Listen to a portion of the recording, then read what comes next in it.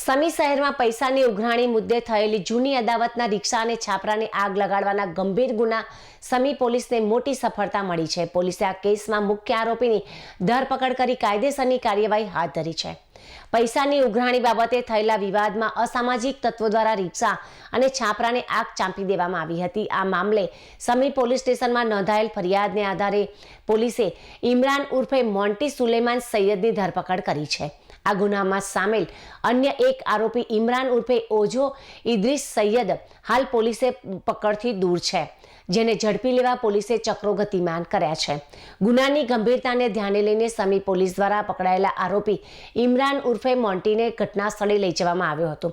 પોલીસે સમગ્ર ઘટનાનું રિકન્સ્ટ્રક્શન કરી આરોપીને કઈ રીતે આગ ચાંપી અને ઘટનાને અંજામ આપ્યો તે અંગેની ઝીણવટભરી વિગતો એકત્ર કરી હતી। સમી પોલીસ સ્ટેશનમાં અધિકારીઓના જણાવ્યા અનુસાર પકડાયેલા આરોપીની સઘન પૂછપરછ કરવામાં આવી રહી છે અને ફરાર આરોપીને ટૂંક જ સમયમાં ઝડપી લેવામાં આવશે। આ કામગીરીથી વિસ્તારના અસામાજિક તત્વોમાં ફફડાટ વ્યાપી ગયો છે।